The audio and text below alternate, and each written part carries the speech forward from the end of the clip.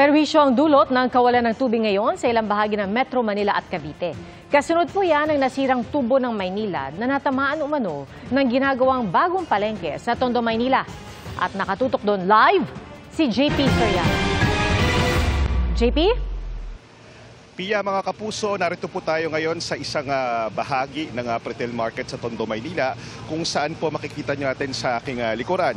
Ang nakapwesto po yung 2.2 meter diameter na trunk light pipe ng Maynila na aksidente pong tinamaan habang naghuhukay ang kontraktor ng ginagawang palengke. Kaya nga po nag-anunsyo ng emergency water interruption ng Maynila at Pia, mga kapuso, at aabot nga po sa mahigit 350,000 na customers ng Maynila at sa Maynila, Pasay, Parañaque, Las Piñas at Cavite ang apektado na nagsimula alas 2 ng hapon kanina at inaasahang magtatagal alas 10 ng umaga bukas.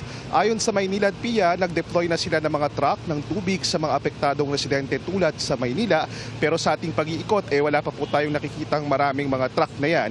Hindi pa malinaw kung paano nasira ang water pipe, pero ayon sa Maynilad, primary o major trunk line ang tinamaan. Narito po ang pahayag ng taga Maynilad na nakausap natin.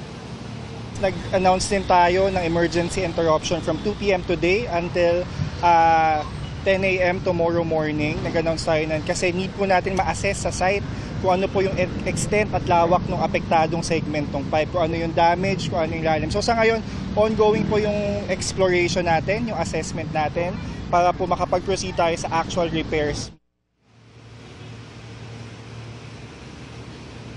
At Pia, dito pa lang sa Pretil hanggang doon sa bahagi ng Bambang sa Tondo, Maynila, wala na pong tubig o yung mga residente na kausap natin. Kung meron man, mahina na yung lumalabas at nangangamba nga sila, baka daw magtagal pang pag-resume ito. At sabi po ng mga tiga Maynila, agad naman daw po itong iimbestigahan at titiyak na hindi na nga po mauulit ito at susuportan o bibigyan na ng supply ng tubig ang mga residente. At yan muna ang latest. Balik po na sa iyo, Pia. Maraming salamat, JP Soriano.